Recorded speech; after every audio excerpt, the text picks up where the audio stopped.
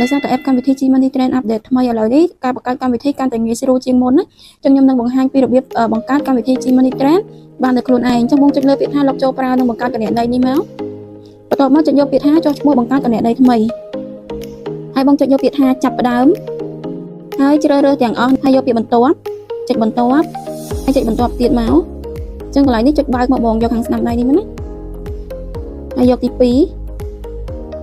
ហើយកន្លែងនេះគឺគេតម្រូវឲ្យបងថត ID card ឬក៏ passport ចឹងហើយបើអត់មាន passport នៅខ្លួនចុចកន្លែងពាក្យថាត្រូវការវិធីផ្សេងទេអូខេអញ្ចឹងពេលដែលយើង scan រួចហើយព័ត៌មានចេញមកទាំងអស់ហ្មងបងណាហើយដល់មកយកពាក្យថារួចរាល់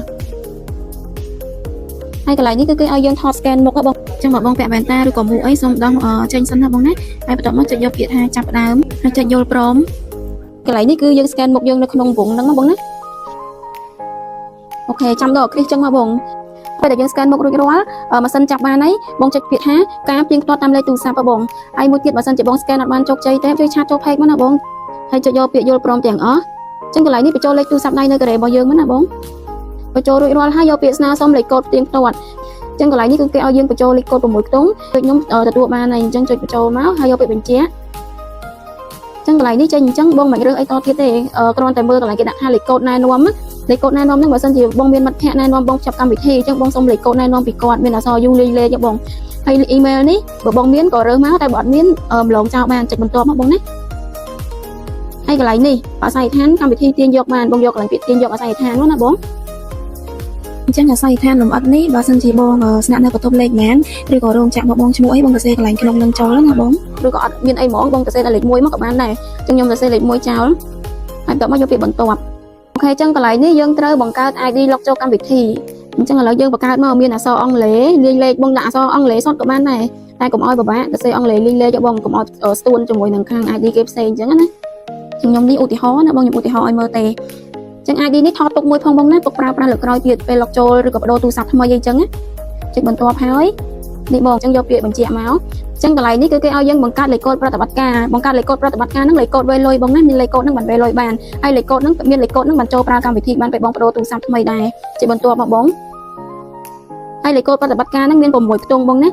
បងសរសេរលេខអីក៏បានដែរតែហាមដាក់ដូចថ្ងៃខែឆ្នាំកំណើតឬក៏លេខរៀងឬក៏លេខដូចគ្នាអញ្ចឹងណាបង3ដងចប់គ្នាហ្នឹងក៏អត់បានដែរអញ្ចឹងដាក់លេខគូមកក៏បានដែរគេលោស្រួលចាំអីចឹងណាបង